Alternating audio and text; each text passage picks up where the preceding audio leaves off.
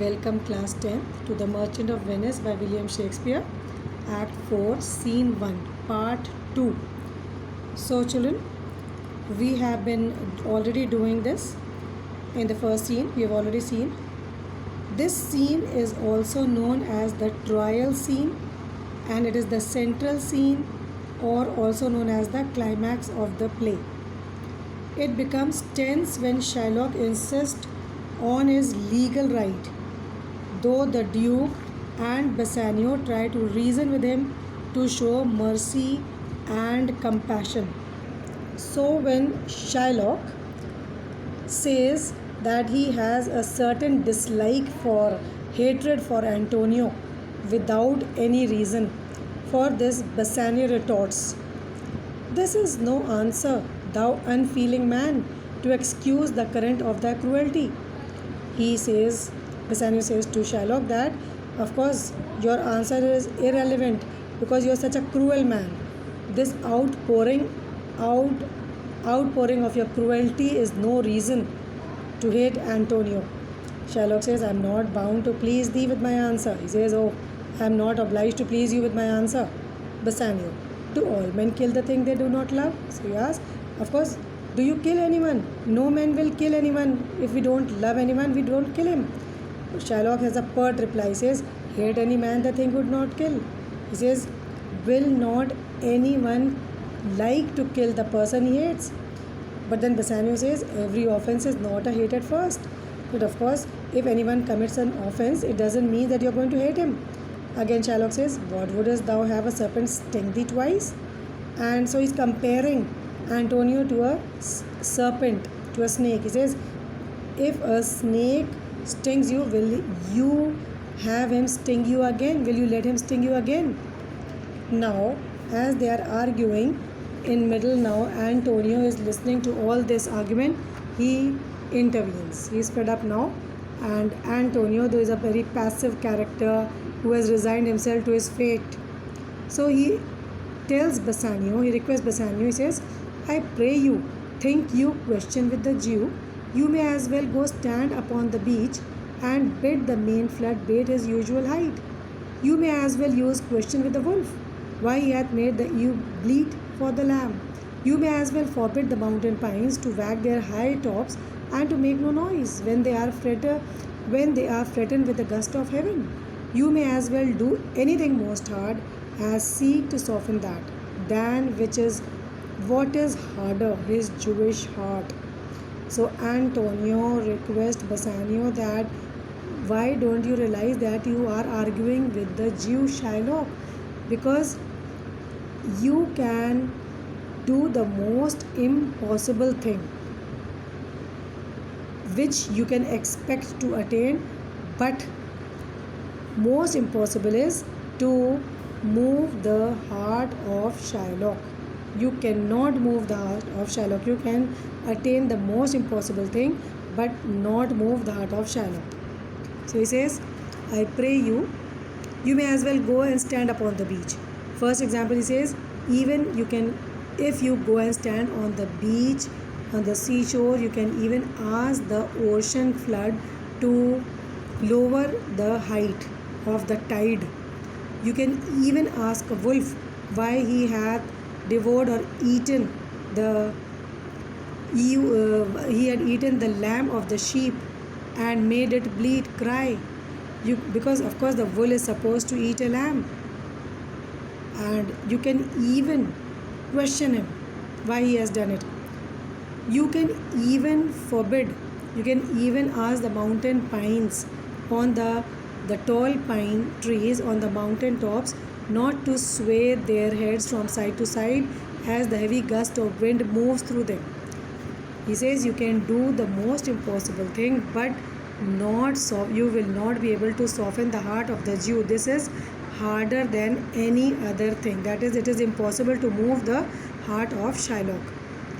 Therefore, I beseech you, make no more efforts, use no further means. He says, therefore, Bassanio, I request you, do not make any more request to him, because with all brief and plain conveniency, let me have judgment. And swiftly, simply, quickly, Let me have my judgment, whatever lies in fate, and let Shylock his will. Will is a pun over here. It means to double meaning. His wish or the will according to the document which is written in the bond. That is a pound of flesh, whatever he wants to have. Bassanio says, for thy 3,000 ducats, here is 6. So now Bassanio gives up and he tries to implore to Shylock to have double the amount of the money which is mentioned in the bond or which was taken by Antonio, which was borrowed by Antonio. That is the 3,000 ducats. He says, for the 3,000 I offer you 6,000 ducats. Shylock, if every ducat in 6,000 ducats were in 6 parts and every part a ducat, I would not draw them. I would have my bond. He says, even if each ducat in this 6,000 ducat you are offering me was to multiply in 6 part, every part will be a ducat. That is, it will become 36,000 ducats. Even that I will not take. I will only have my bond. That is the pound of flesh. Duke says, how shall thou hope for mercy, rendering none? So the Duke is also shocked and is imploring. He is telling Shylock that how can you expect anyone or even God to show you mercy, because you are not showing any mercy to anyone. Shylock says, what judgment shall I dread, doing no wrong? He says, why should I fear any judgment from God on the doomsday, because I have done no wrong? According to Shylock, he is right in his claim. He says, and see, Shylock openly challenges the Duke. He says, you people, you have among you many a purchased slave, which like your asses and your dogs and mules, you use in abject and in slavish parts. He says, you people also have among you, you have purchased, you have bought slaves with money, and you treat these slaves just like your donkeys, your dogs or your beast of burden, and make them do all the menial and lowly jobs because you bought them. And the reason you will give is because you bought these slaves, so you can make them do anything. Then he says, shall I say to you, let them be free, marry them to your ayahs, why sweat they under their burdens? Let their beds be made as soft as yours, and let their palates be seasoned with such wines. He says, then if this is the case, then of course let me also say, I can also say to you that these slaves whom you are mistreating, I can challenge you, let them be free, marry them to your children. And why should they be made to work so hard? Let also their bed be like yours, soft, and they should also be made to taste the same delicious food which you are eating. And the answer to this will be, the slave are ours. Of course, it is expected. What are you going to say? You will say, that's because the slave are ours. Why? Because we have purchased them. So do I answer you. In the same way, my answer to you is the same. The pound of flesh which I demand of him is dearly bought. This pound of flesh which I am demanding from Antonio's body is bought by me at a very expensive note. Expensively I bought it at a dear price, and hence it belongs to me, and I am going to have it. Why not? I should have it, just because in the similar manner as you are making your slaves work for you. If you deny me, fie upon your law. There is no force in the decree of Venice. I stand for justice. Answer, shall I have it? So he openly challenges the Duke and says, and if you deny, if you refuse to give to me the pound of flesh as mentioned in the bond, then shame on your law. Shame on the law of Venice. Because that means that there is no force. That means there is no power in the laws which are laid in the Constitution of Venice. And then he says, come on, Duke, I am standing here for judgment. Whatever is mentioned in the bond, answer me, will I have it? Now see children, actually in those days, the fame of Venice depended on the charter, the decrees of law, that it was the same for the citizens of Venice as well as for the foreigners. And if the law was different for the foreigners and they were biased, then the reputation of Venice would suffer in the eyes of the foreigners. So the prosperity of Venice will fall down. Now, so the Duke is in a dilemma. He can't do anything. He says, "Upon my power, I may dismiss this court unless Bellario, a learned doctor, whom I have sent for to determine this, come here today." So in the previous scene, we have been going across how Portia has sent her servant Balthazar to her cousin Dr. Bellario to Padua to bring the notes and also the clothes from him. So this is in relevance with that. The Duke says, "What power is in my hand? According to that, I can dismiss this court." But he says, "I am waiting for Dr. Bellario, who is a renowned doctor of law, because I have sent somebody, a messenger, to come to go and call him here in order to solve this case. And I am hoping that he is going to come today." Now Salerio, the friend of Antonio and Bassanio, is also standing there. He says, "My lord, he stays without a messenger with letters from the doctor, now come from Padua." He says to the Duke that outside a messenger has come from Dr. Bellario with letter and is waiting outside. Duke at once is anxious. He says, "Come on, bring us the letters. Call the messenger. Call him inside." Bassanio. In the meantime, of course, Antonio is a passive character, is sulking, and Bassanio is also very much anxious and is trying to cheer Antonio. He says, "Come on, Antonio, cheer up. Come on, man. Courage yet. Have courage. The Jew shall have my flesh, bones, blood, bones, and all. Ere you, thou shalt lose for me one drop of blood." He says, "Come on, Antonio, cheer.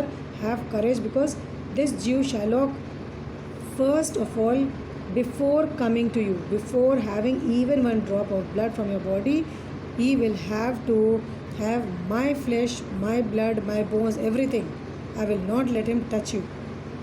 Now Antonio, who has resigned himself to his fate, he says, "I am a tainted wether of the flock, meetest for death." Tainted wether means a diseased ram. Ram is a male sheep. Just like a male sheep gets diseased, sick, then what the shepherd is supposed to do? He segregate him from the flock and slaughters him, so that the rest of the flock of sheep does not get infected. So he says, "I am like that." So it is a metaphor. Comparison, direct comparison is there. He says, "I am just like the diseased ram, diseased sheep of the flock, and who is only fit for being slaughtered, killed. The weakest kind of fruit droppeth earliest to the ground, just like an overripe fruit drop down first to the ground. In the same way, I, being the most weak, let me also be killed, dead. And so let me. You cannot better be employed, Bassanio, than to live still and write mine epitaph." And then he says, Bassanio, you will never have any other better work after I have gone than to keep on living and to write down my epitaph, means the inscription on my tombstone.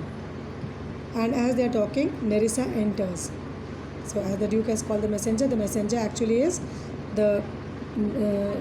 Nerissa. She is dressed up as the lawyer's clerk. She comes inside with the letter. "Duke, come you from Padua, from Bellario?" So of course the Duke is anxious. "You have come from Dr. Bellario, from Padua?" "From both, my lord." "Yes, from Padua, that is, and from Dr. Bellario, who lives there, and he has sent you his greetings and present him a letter which she has got from Dr. Bellario." Now Bassanio. In the meantime, Bassanio is talking to Shylock, because Shylock has started to sharpen his knife on the sole of his shoe. The sole of the shoe being rough, so Shylock is sharpening his knife on that. Bassanio is horrified to see. He says, "Why dost thou whet thy knife so earnestly?" Means, why are you sharpening your knife so keenly? Seriously? Shylock, to cut the forfeiture from that bankrupt there, in order to get the penalty, so that the punishment, to give punishment to this bankrupt. Who is the bankrupt? Antonio has lost all his money, standing over there. Now, of course, Gratiano is also horrified, and he retorts angrily to Shylock. He says, not on thy soul, but on thy soul harsh Jew. Thou makest the knife keen. Is a homophone. They are pronounced similarly, but meanings are entirely different, and also the spelling is different. It says soul, not on thy soul. Means you are sharpening the knife not on the sole of your shoe, but on your soul, on your spirit, on your conscience, you cruel Jew. Thou makest your knife sharp, you are sharpening your knife. But then he says, but no metal can, no, not the hangman's axe bear half the keenness of thy sharp envy. Can no prayers pierce thee? He says, there can be no metal, not even the axe of the executioner with which the executioner beheads the prisoner or the person. Even the axe cannot have half of the sharpness which your envy, your hatred for Antonio is. Then he says, can no prayers, no request pierce your hard heart? Shylock says, oh, no, none that thou hast wit enough to make. He says, no, at least not as much intelligence, at least which you possess. They cannot move me at all. Gratiano retorts, oh, be thou damned, inextricable dog, for thy life let justice be accused. He says, oh, you may go to hell, you disgusting dog, and justice should be blamed to let you go on living.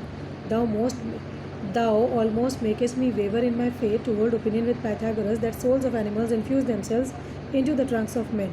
He says, looking at you, I am almost faltering in my faith in Christianity.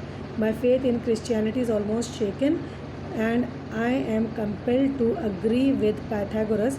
Actually, Pythagoras was a Greek philosopher of 6th century BC, who first taught the doctrine of transmigration of soul.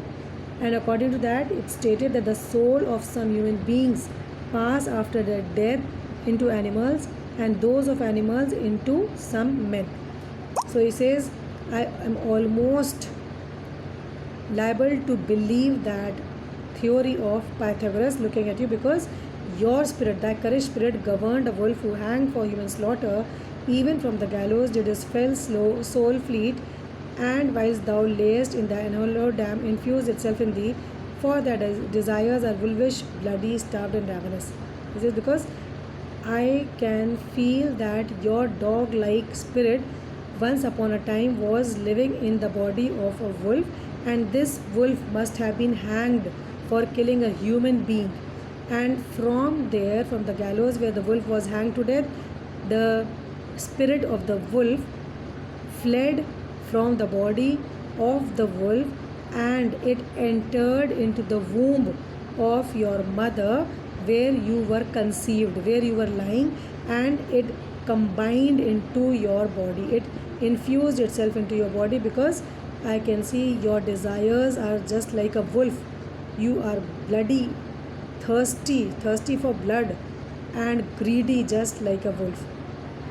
Shylock, till thou canst rail the seal from off my bond, thou but offendest thy lung to speak so loud. Repair thy with good old youth, or it will fall to cureless ruin. I stand here for law. He says, come on, keep on going on shouting, and your shout are not going to break the seal from my bond.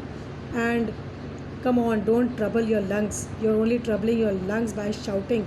Come on, come to your senses, good youth. Otherwise, you are going to fall to irreparable ruin. You will ruin your lungs. Come on, I am standing here for justice and not listening to whatever you are saying. I don't care at all.